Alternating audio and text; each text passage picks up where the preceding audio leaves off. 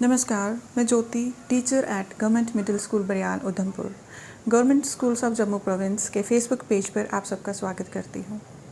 आज इस समय मैं किश्तवाड़ में हूँ और आज का जो मेरा सफ़र है वो किश्तवाड़ से होता हुआ गुलाबगढ़ और गुलाबगढ़ से आगे लगता हुआ गांव मचेल। जी हाँ, आज का जो मेरा सफ़र है, मेरी कोशिश रहेगी कि गुलाबगढ़ से आगे जितने भी छोटे बड़े गांव लगते हैं वहाँ के लोगों से बातचीत करके वहाँ के रहन सहन, रीति रिवाज, वहाँ की जो संस्कृति है, वहाँ का जो गीत है, वहाँ का जो नाच है, उन सब के बारे में आपको जानकारी दूँ। तो मुझे पूरी आशा है, मुझे पूरी उम्मीद है कि आज के इस सफ़र में आप सब मेरा साथ देंगे। तो चलिए आइए शुरुआत करते हैं आज के सफ़र की।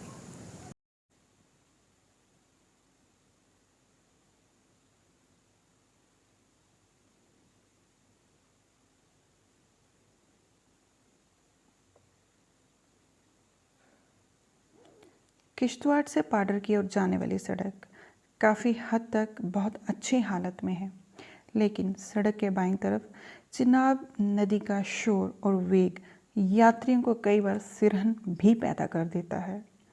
इस सड़क को हम एडवेंचर ट्रिप के रूप में भी देख सकते हैं। पहाड़ों की बड़ी बड़ी चट्टानों को काटकर बनाई गई सड़क इंजीनियरिंग का भी एक शानदार उदाहरण है।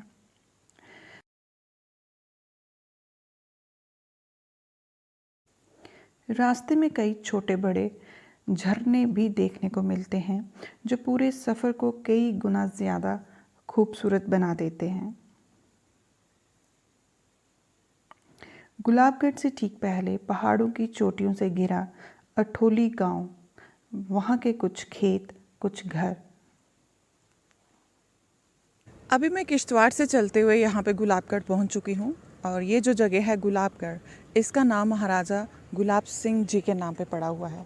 अगर मैं इस स्थान की ऐतिहासिक महत्व की बात करती हूँ तो पुराने समय में गुलाब सिंह जी के समय में जो जनरल जोरावर सिंह थे वो जम्मू से आके अपनी सेनाओं के साथ यहाँ पर रुकते थे और यहाँ से फिर वो इसी रास्ते के ज़रिए लेह तक पहुंचते थे। और जो लेह है, हमारा भारत की जितनी भी सरहदें जो लेह से आगे लगती हैं पोंगोंग लेक तक, वो जितनी भी सरहदें हैं, जितने भी इलाके हैं आज हमारे पास, ये सभी की सभी कहीं ना कहीं ये जो जनरल जोरावर सिंह और महाराजा गुलाब सिंह जी हैं, इन्हीं की जीत है और इन्हीं की देन है।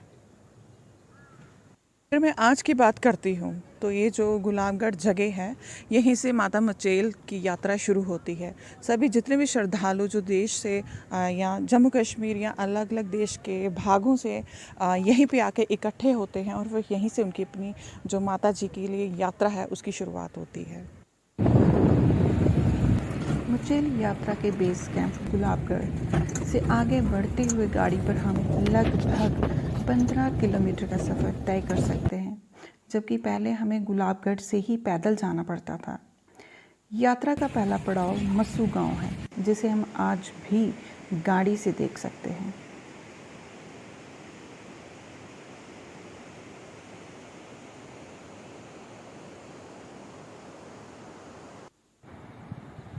यात्रा का दूसरा पड़ाव कुंडेल पुल है और यहीं से आज की हमारी पैदल यात्रा का सफ़र शुरू होता है। ज़रूरत का सारा सामान, खाने पीने का सामान यहाँ से ले सकते हैं। इससे आगे का सफ़र घने जंगलों और पथरीले रास्तों से भरा हुआ है। साथ में ही बहता हुआ चिनाब दरिया जाने अनजाने आपका साथी बनकर आपको अलग अलग रूप रंग में नज़र आता है।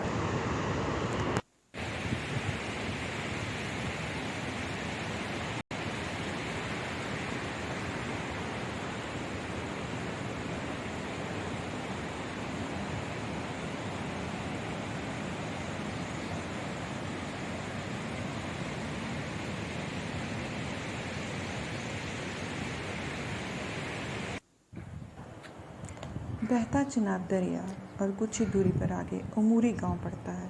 तो आइए बातचीत करते हैं यहाँ के कुछ लोगों से।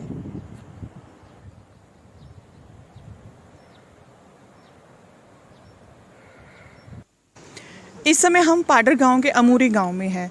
तो आप इस समय देख सकते हो कि यहाँ पे इस गांव के कुछ महिलाएं हैं जो कि यहाँ पे खेती कर रही हैं। तो मैं हमारे साथ ये यहाँ पे इसी गांव के दलजीत सिंह जी साथ में हैं। तो हम इनसे जानना चाहेंगे कि पूरे साल वर्ष में क्या क्या खेती होती है यहाँ। मेरा नाम दलजीत सिंह है, मैं पाडर का रहने वाला हूँ। इधर हमारा खेती बाड़ी लगी है, मक्की की गोडाई शुरू हुई, इसमें राजमा दाल भी है, आलू है। बाकी एक ही हमारा फसल साल की एक ही फसल आती है। हमारा माता बहनें लगी है इधर गोडाई में।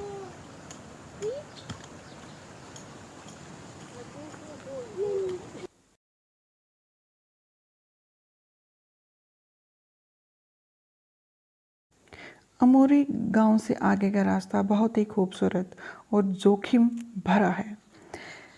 इसके आगे चशोती गांव है।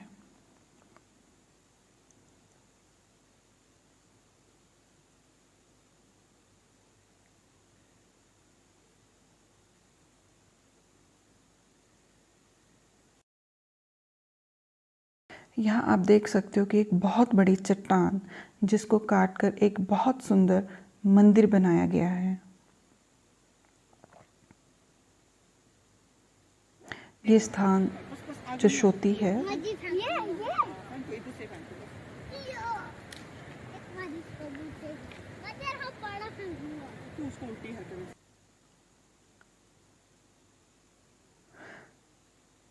यहाँ पर खाने पीने के सामान के साथ साथ लोगों के घरों में रहने की व्यवस्था भी है।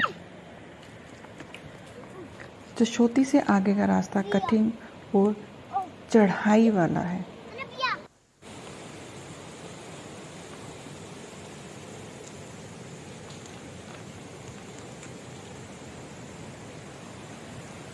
यहाँ पे हमने कई छोटे बड़े झरने भी देखे और कई खूबसूरत मंजर भी देखने को मिलेंगे।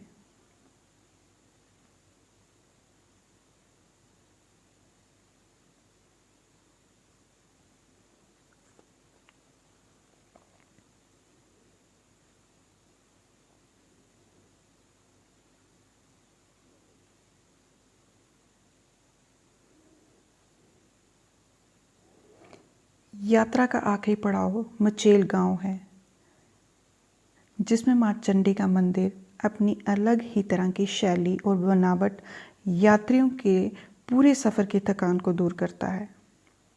मंदिर के चारों ओर के पहाड़ों की चोटियां जो कि बर्फ़ से ढकी हुई हैं।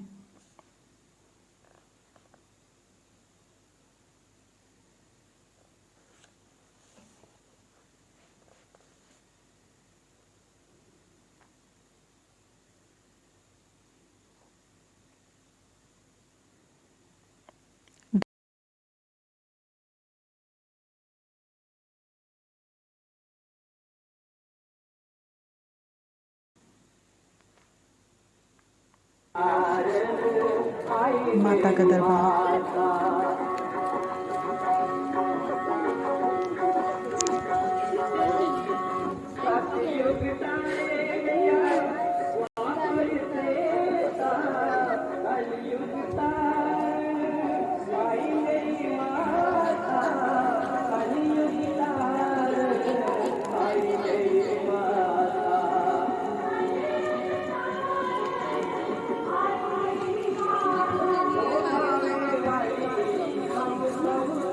मचेल के लोगों की ये कुल देवी है और मान्यता के अनुसार यहाँ मंदिर में विराजमान मूर्तियों के हिलते आभूषण को देखने के लिए यात्री दूर दूर से आते हैं और ये दर्शन सच्ची श्रद्धा वालों को भी देखने को मिलते हैं।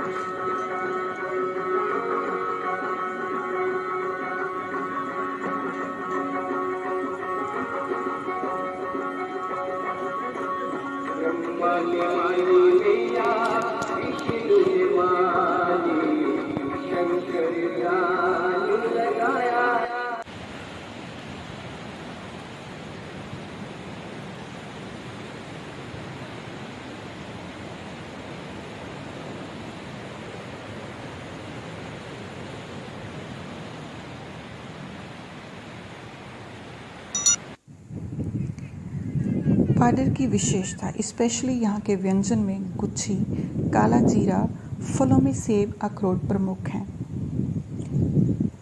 और जम्मू कश्मीर में ही नहीं बल्कि पूरे भारत में प्रसिद्ध नीलम की खानें भी पाडर में पाई जाती हैं।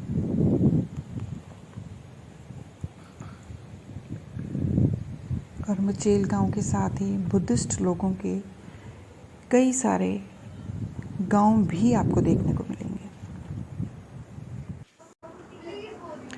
अभी हम पाडर के मचेल गांव से लगता हुआ हलोती गांव वहाँ पे पहुँचे हुए हैं। तो अभी मैं यहाँ आपको सबसे पहले बताना चाहूँगी कि यहाँ पे जितने भी जो लोग रहते हैं वो बुद्धिस्ट लोग हैं।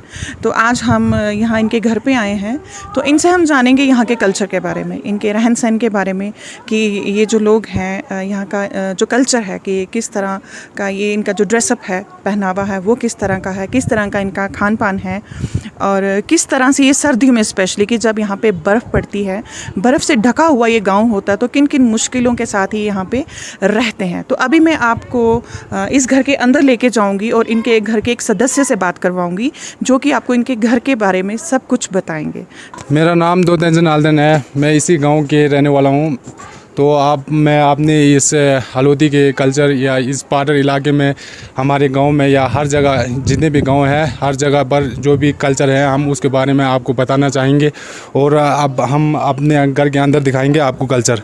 तो ये है पुराना तावीज़ है जिसे हम यहाँ पे घर की सुरक्षा के लिए रखते हैं, तंत्र मंत्र से बचने के लिए। चूल्हा बोलते हैं ये। हम ज़्यादातर आगे जो चूल्हा होते हैं वो लोहे का बना होता है। ये चूल्हा है, पुराना स्टाइल है, जो हमारे पूर्वज लोग इसी चूल्हे में आग शाग जलाते हैं।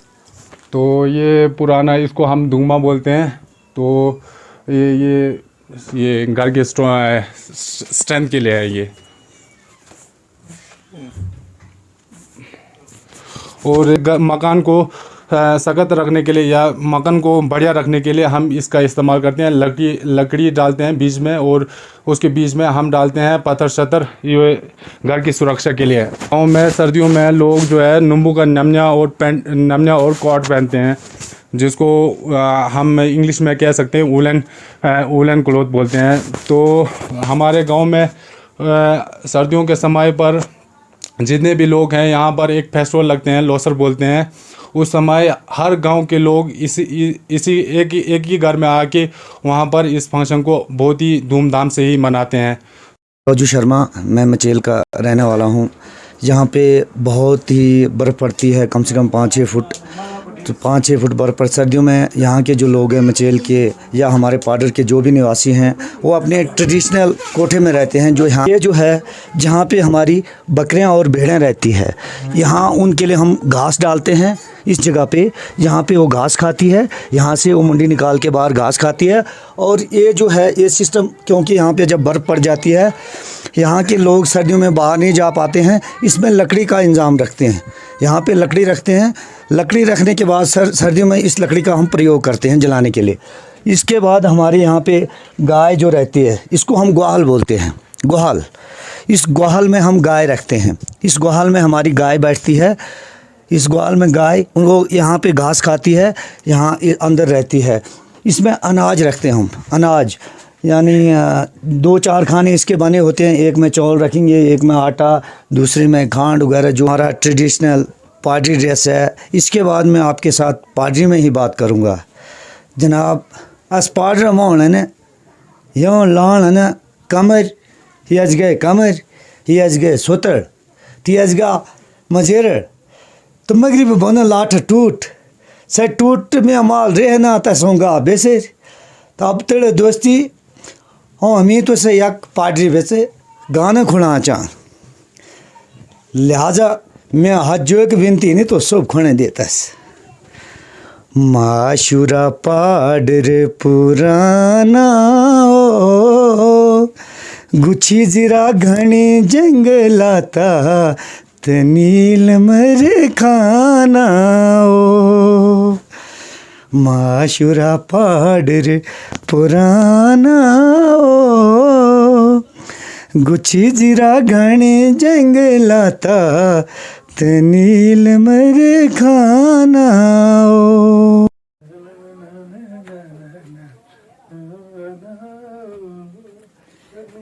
गुच्छ जीरा घने जंगलातात नील मरे खाना ओ माशूरा पाडर पुराना ओ गुच्छ जीरा घने जंगलाता नील मरे खाना ओ।